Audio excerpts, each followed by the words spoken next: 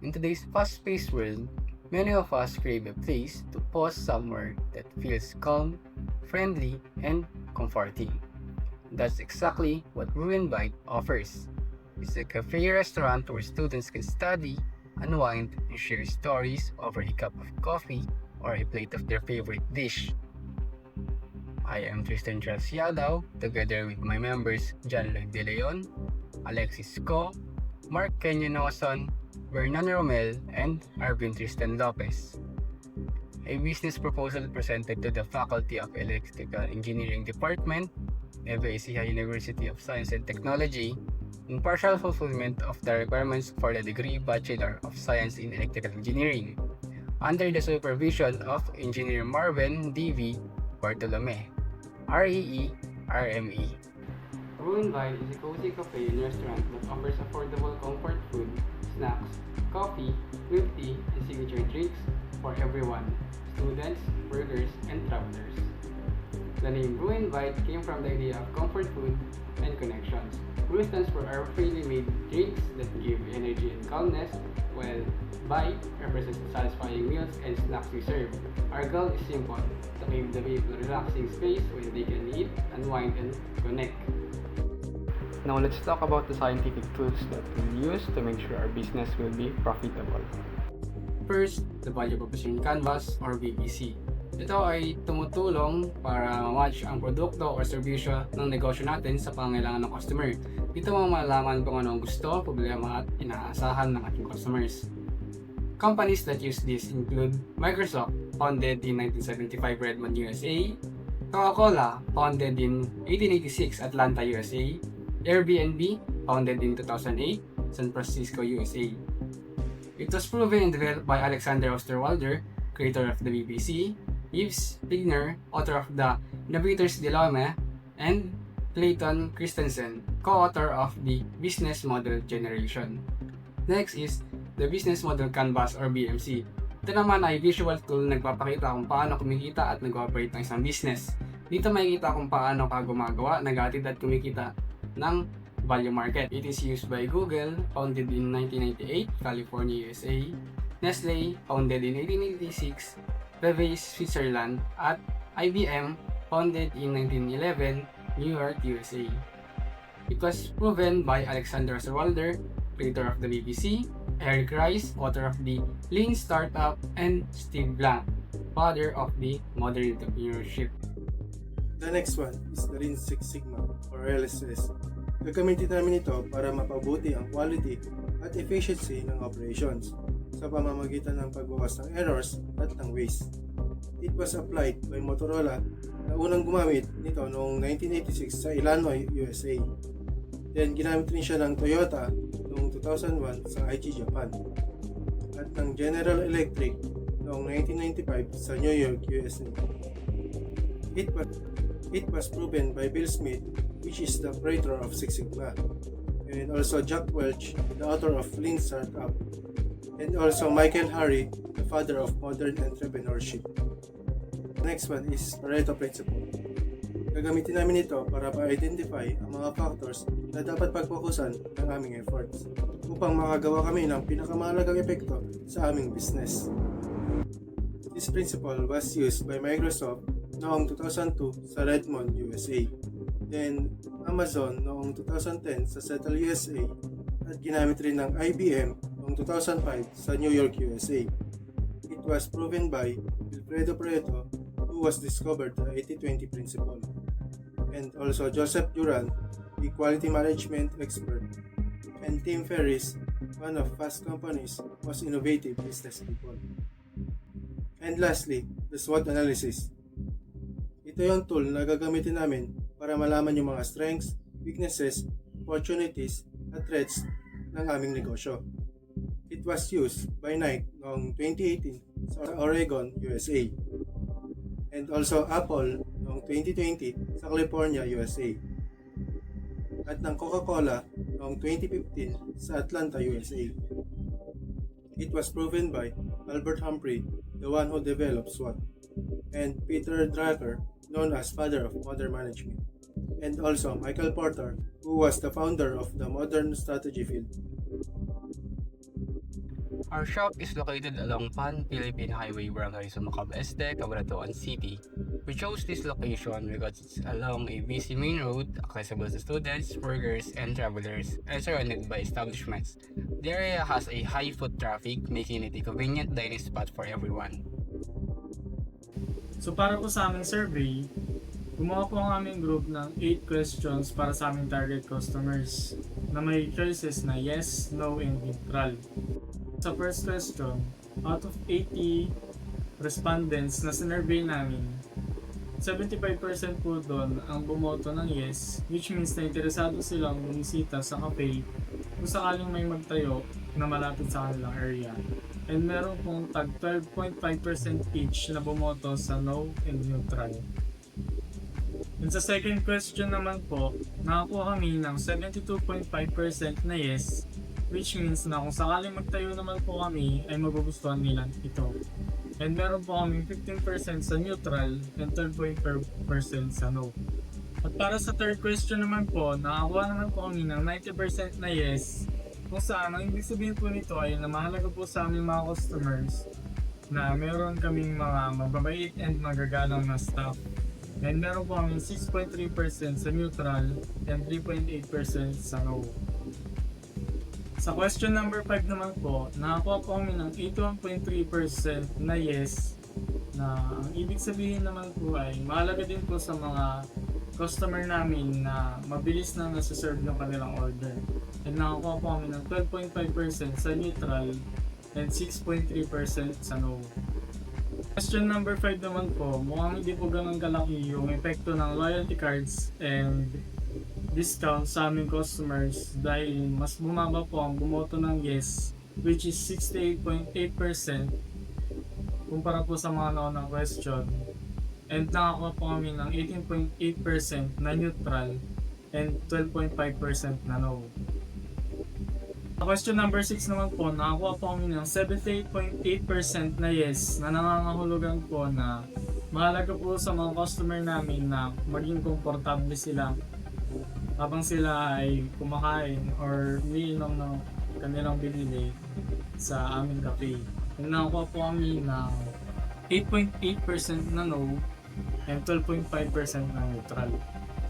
At sa question number 7 naman po, hindi rin po ganun kalaking epekto yung live music or band sa customers dahil nakakuha lang po kami ng 62.5% na yes, 22.5% na neutral, and 15% na no.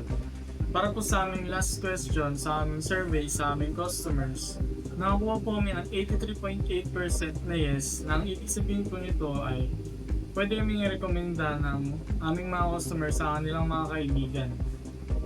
And nakakuha po kami ng 10% na neutral and 6.3% na no.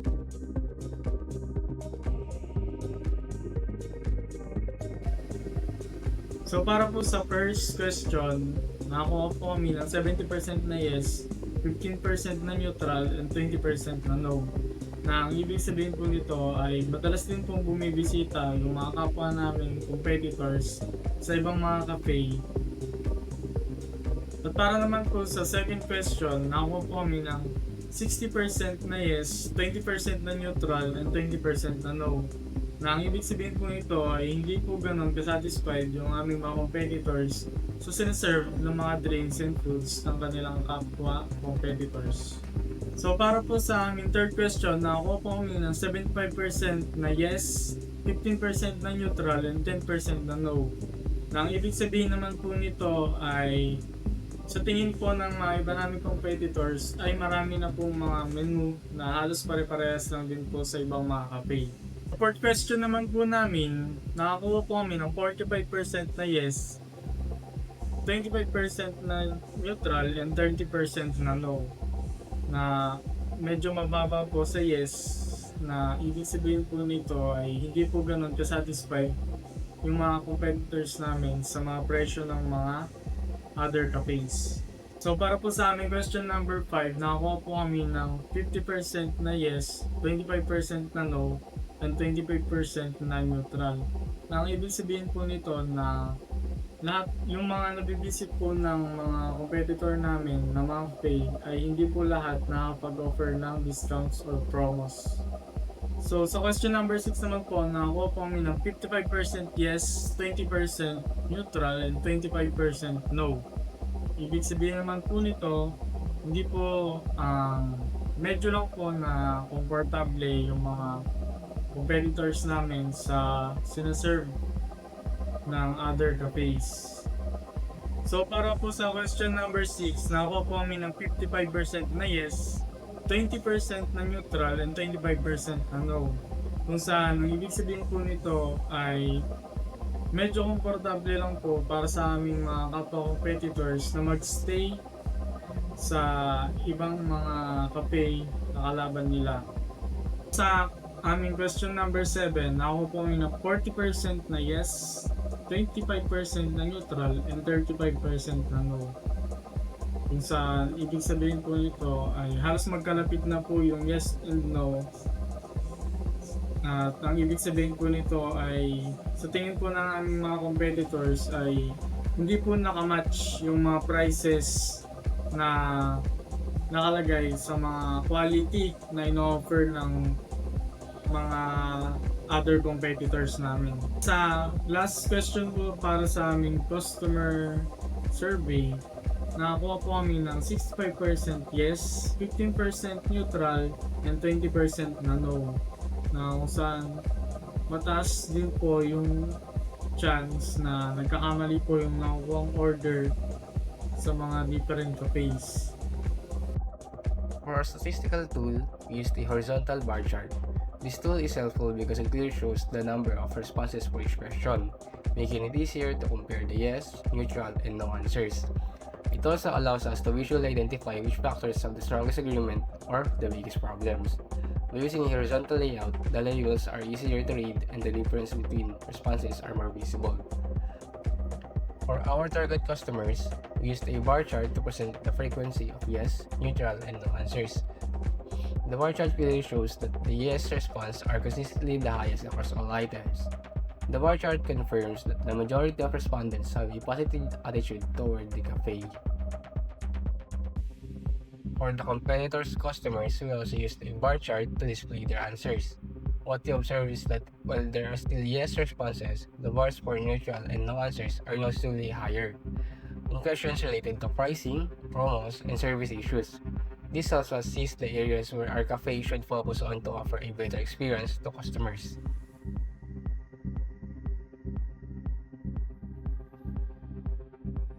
So para naman po sa aming BPC, so una po, yung purpose po ng BPC ay para po makagawa ng produkto o service na nakakatugma po sa kailangan ng gusto ng customer. So yung BPC po may dalawang parts. Una po is yung customer profile at yung pangalawa is yung value map. So sa customer profile po, una po nating makikita dito yung customer jobs. At para po sa aming customer jobs, una po is to hang out with friends and family, to study peacefully, to relax, and to purchase quality meal and coffee. Next naman po, pagkatapos ng customer jobs is yung customer pains or yung mga nagpapahirap o nakakadlang sa mga experience ng mga customer. At para po sa aming customer pains, una is slow service in cafes, high and unreasonable pricing, no promos or discounts, similar menus with unique offerings. At yung last po para sa aming customer profile ay yung customer gains. At makikita dito yung mga gustong ma-achieve ng mga customer o yung mga ideal outcome nila. So una, affordable meals and drinks. Pangalawa, comfortable air-conditioned space. Pangatlo, loyalty cards or discount. At yung panghuli po is yung fast and accurate service. Para naman po sa pangalawang part or yung value map, dito po makikita yung mga kayang i-offer po ng business. Una po is yung products and service. So yung products and service po namin, coffee and other beverages, combo meals, dine-in coffee services, take-out and pre-order service. At para naman po sa aming game creators, dito ay makikita po kung paano ginagawang mas maganda ng offer mo yung buhay ng mga customer mo. So, una po dito is yung expensive fees, parking space, accessibility, cleanliness, and accessible location. At yung last po is yung pain relievers or kung paano natatanggal ng offer mo yung mga problema ng mga customer mo. So una dito, faster service. Pangalawa, student-friendly prices, accessibility. Pangatlo is cleanliness ulit. And yung panghuli po is yung accessible location. Ang BMC ay isang visual tool na ginagamit ng mga businesses para makita at ma-organize ang pinaka-importanting parts ng kanilang business model. Ito ay binubuo ng 9 key components na nasa iisang canvas lang. Kaya mabilis itong basahin, intindihin at i-explain. Customer segments. Ito ang sagot sa tanong, sino ang target customers natin? Dito natin nilalagay kung sino yung specific groups na pinaglilingkuran ng negosyo. Students, residents, workers near Sumakab, cafe goers, passerbys. Customer relationships. Dito tinutukoy kung paano tayo nakakapag-build ng relationship with customers. We have personal assistance from staff, loyalty cards, social media engagement, and we provide fast service. Channels. Ito naman ay ang paraan kung paano natin maaabot ang customers. We have physical cafe location, Facebook page, TikTok promotions, and word of mouth.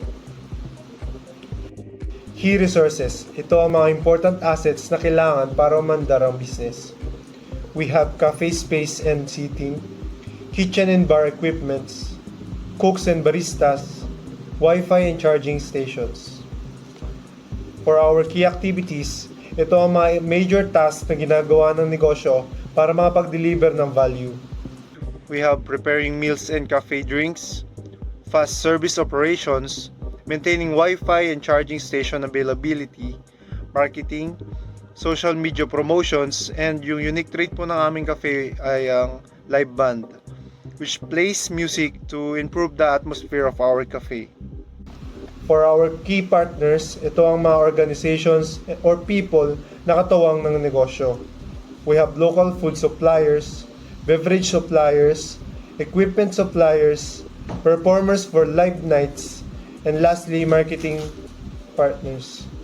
Value proposition. Ito ang reason kung bakit pinipili ng customers ang product at service natin. Ano ang value o unique benefit na ibinibigay natin? We have affordable meals, fast service, comfort-driven ambience, Wi-Fi plus charging ports, loyalty rewards, meals plus cafe drinks combinations, friendly customer service. Structure. Rent and utilities, 35,000 rent plus 10,000 utilities equals 45,000. Ingredients and supplies, 30,000. Salaries, 25,000. Wi-Fi and electricity, 10,000. Marketing costs, 20,000. Monthly, 130,000. Equipment costs, coffee machine, 12,000. Blender or shaker set, 3,000. Refrigerator, 10,000. Rice cooker and stove, 5,000. Stainless prep table, 6,000. Cashier tablet or POS, 5,000. Speakers for events, 2,000. Fan or air cooler, 4,000. Charging ports or for setup, 3,000. Total, 50,000.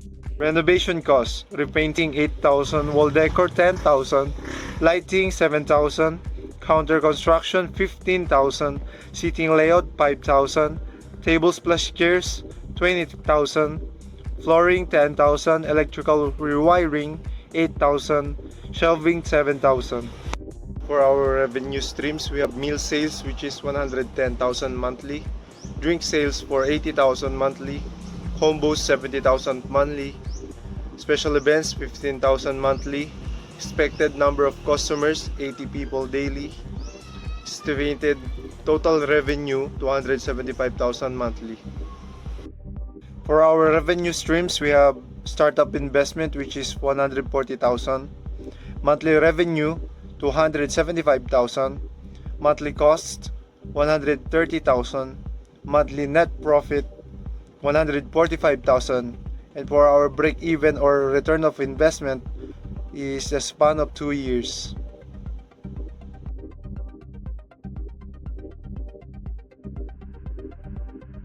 Define. According to our survey, we identified the customer wants that we're able to encounter in our system process. And these are fast service, friendly staff, affordable meals, and comfortable seating. Measure. We perform data collection to determine the wants and needs of our customers, and we found out that 90% of our customers want a value-polite staff, 81.25% wants fast service, 78.75% wants value comfort, and 83.75 will recommend Brew and Bite. Analyze. We perform data collection to identify the main problems in our competitors. And these are slow service, high prices, limited promos, and similar menus. Improve. After analysis, we began to solve the problem. We began to think how to solve those problems. And these are train staff for fast service, implement student-friendly pricing, add loyalty cards and bundles meals, and ensure accurate order workflow. Control. So dito sa control, gumamit kami ng feedback box and QR feedback system to determine kung ano pa yung kailangan namin i-improve o tama lang ba yung pricing o yung service namin sa aming coffee shop. Weekly staff evaluation, monitor service time, and update menu based on demand. Ang Pareto Principle or 80-20 Rule ay nagsasabi na 80% ng results ay galing sa 20% ng process. Ibig sabihin, hindi lahat ng problems ay pantay at may ilang factors na mas malaki ang impact. Sa technopreneurship, ginagamit ito para malaman kung ano ang pinaka-importante at alin ang dapat unahing ayusin. Ito yung results based sa sagot ng respondents namin sa aming questionnaire. Bali kapag mas mataas ang number, mas priority siya para sa customers. Makikita sa chart na 72 respondents ang nag-check ng staff politeness. Kaya ito yung highest at pinaka-important sa customers. Maraming nagsabi na malaking factor ang mabait at polite na staff. Kung aayusin ito, malaki agad ang improvement sa customer satisfaction. The next one is 67 naman yung nagsabi na i-recommend nila yung cafe. Ibig sabihin, overall satisfied sila at willing silang i-share sa iba. May 65 responses naman under fast service. Bali malaking bagay sa customers na mabilis yung service para hindi sila matagal maghintay. 63 naman ang pumili ng comfortable seating. Ibig sabihin, importante ang comfortable seats lalo na sa cafe na pang study or chill place. Mas magiging attractive ang cafe kung mas comfortable ang seating. May 16 naman na respondents ang may interest sa cafe. Ibig sabihin, hindi lahat ng customers ay coffee lovers. Kaya pwede rin kami mag-offer ng ibang drinks or options para mas masatisfy ang lahat. Para sa Build Brew and Bite, may 58 responses kami dito. Pinapakita nito na may interest ng customers sa business concept namin. Pero kailangan pa naming palakasin yung identity, menu at uniqueness ng cafe namin.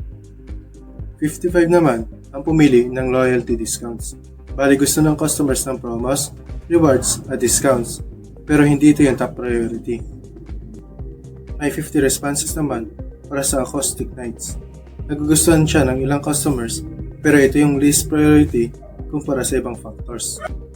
Based sa Pareto Principle at data, ang top factors na dapat unahin ay staff politeness, recommendation or yung customer satisfaction, fast service at yung comfortable seating. For our strengths, we have along the highway. Dito is madali siya makita at puntahan dahil nasa highway lang. Close to the university, dahil malapit nga siya sa university, marami mga estudyante at teachers na pwede namin maging customer. Close to public transport, but dito madali siya puntahan dahil kahit wala ka sariling sasakyan ay makakapunta ka. Affordable meal pricing, dito is abot na kaya ang presyo ng pagkain kaya maraming customers ang pwedeng ma-attract. For our weaknesses, we have requires staff training.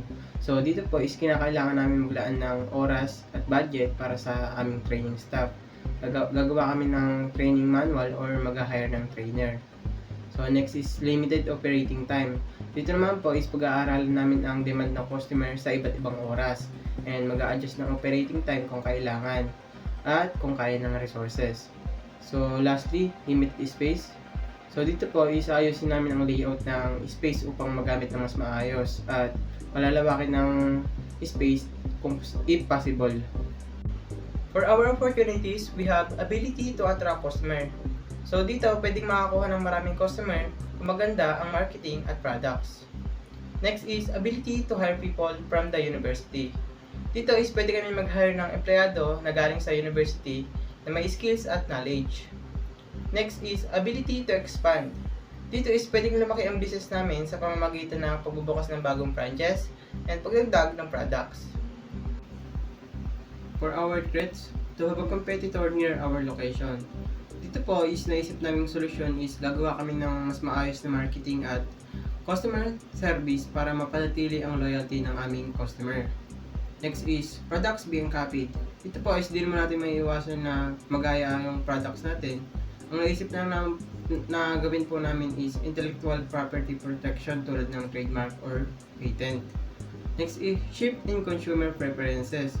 Dito naman po is regular kaming gagawa ng market research and feedback mula sa customer. And mag-a-adjust kami ng products or service based sa need ng customer. Next is health and safety concerns. Dito naman po is itiyakin namin na masusunod ang health and safety standards. And mag-implement kami ng safety protocols and regular inspection.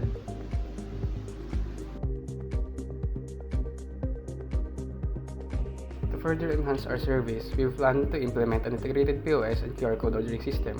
Specifically, each table will have a QR code that customers can scan to view the digital menu and place their orders using their smartphones. Once an order is confirmed, it is automatically sent to our POS system. Using a dual-screen POS, staff can immediately see and prepare the order, while customers can double-check their items on the customer-facing screen to avoid mistakes.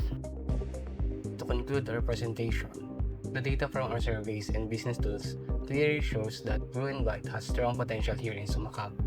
The results from our target customers clearly indicate strong interest and positive acceptance, especially because of our affordable meals, fast service, and comfort-focused setup. On the other hand, the survey from competitor cafe customers revealed several gaps, such as slow service, higher prices, and limited promos. These weaknesses present clear opportunities for our cafe to deliver better value and service quality.